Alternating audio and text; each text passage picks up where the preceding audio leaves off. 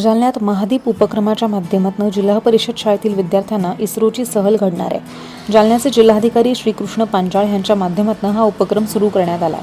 केंद्र, तालुका आणि जिल्हा स्तरावरील अशा 3 परीक्षा पास झाल्यानंतर 4 वर्गातून प्रत्येकी 10 विद्यार्थी निवडले जाणार आहेत।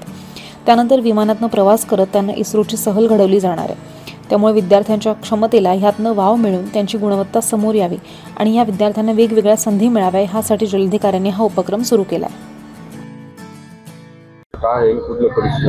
हे आपल्या जालना जिल्ह्याचे जिल्हाधिकारी सन्माननीय श्रीकृष्णनाथ पांचाळ सर यांच्या संकल्पनेतून साकारलेलं महादीप नावाचा एक उपक्रम आहे आणि त्या उपक्रमांतर्गत आजची ही परीक्षा झालेली आहे। याच्या अगोदर जिल्हाभरामध्ये जेवढे काही केंद्र आहेत, केंद्र स्तरावर ही परीक्षा झाली, केंद्रातून निवडून आलेले विद्यार्थी परत तालुका स्तरावर परीक्षा झाली आणि तालुक्यातून जे विद्यार्थी निवडले होते ते आता जिल्हा स्तरावर ही परीक्षा झाली। जिल्हा स्तरावर 5वी, 6वी, 7वी आणि 8वी या प्रत्येक 4 वर्गातून प्रत्येकी 10 विद्यार्थी निवडले जाणार आहेत आणि 4 वर्गातून प्रत्येकी 10 अशी एकूण 40 विद्यार्थ्यांसाठी जे विद्यार्थी आता या 10 मध्ये पात्र होतील त्यांच्यासाठी इस्रोची सहल आहे विमानाद्वारे आणि हे सर्व मोफत असणार आहे। म्हणजे खेडोपाडी असणारे जे विद्यार्थी असतात या विद्यार्थ्यांच्या त्यांच्या क्षमतेला वाव भेटावा, त्यांची गुणवत्ता कुठेतरी समोर यावी आणि त्यांना एक वेगवेगळ्या संधी उपलब्ध निर्माण व्हाव्या यासाठी सन्माननीय जिल्हाधिकारी साहेबांनी राबवलेला हा जो उपक्रम आहे हा अतिशय स्तुत्य उपक्रम आहे। याच्यामुळे निश्चितच विद्यार्थ्यांची गुणवत्ता सुधारणार आहे आणि विद्यार्थ्यांचं जे अनुभव विश्व आहे ते अनुभव विश्व या ठिकाणी साकार होणार आहे। म्हणजे विमानानं प्रवास करणं हे खरं तर आपल्याला शक्य नाही, परंतु या परीक्षेच्या माध्यमातून गुणवान मुलांना ती संधी या ठिकाणी उपलब्ध होणार आहे आणि भारतीय अंतराळ संशोधन संस्था जी आहे आपली इस्रो त्या ठिकाणी मुलांना जाऊन त्यातलं जे काही चालणारं कामकाज आहे ती पाहण्याची संधी या परीक्षेच्या निमित्तानं मुलांना मिळणार आहे।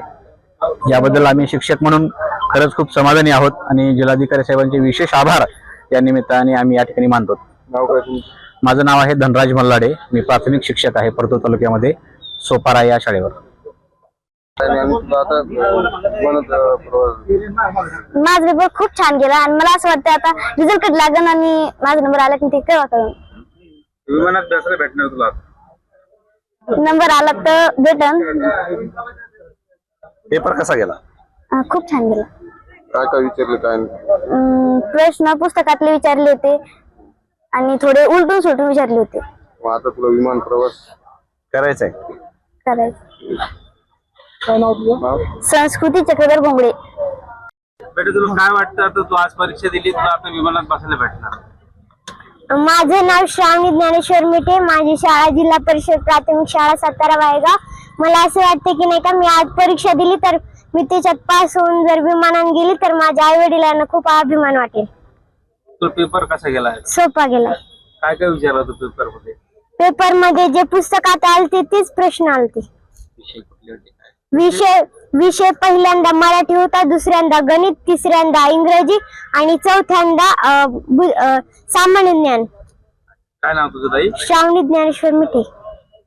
बाळा तुला आता विमानात बसायला भेटणार, तुला कसं वाटतं? मला छान वाटतंय। आम्हाला म्हणजे माझी घरची परिस्थिती शेतकरी आहेत, आज पप्पा आणि आजोबा जिल्हाधिकाऱ्यांच्या मार्फत ही परीक्षा होते। ह्या परीक्षामुळे आम्हाला विमानात बसायला भेटणार आहे आणि आम्हाला कधी विमानात बसायला भेटणार नाहीये आणि ह्या परीक्षेमार्फत आम्हाला विमानात बसायला भेटतं, त्याच्यामुळे मला खूप चांगलं वाटतंय। ह्या परीक्षेद्वारे आम्ही इस्रोला जाणार आहोत, इस्रोतील सर्व बघणार आहोत, त्याच्यामुळे खूप छान वाटतं। कलेक्टर साहेबांना, जिल्हाधिकारी साहेबांना आभार मानणार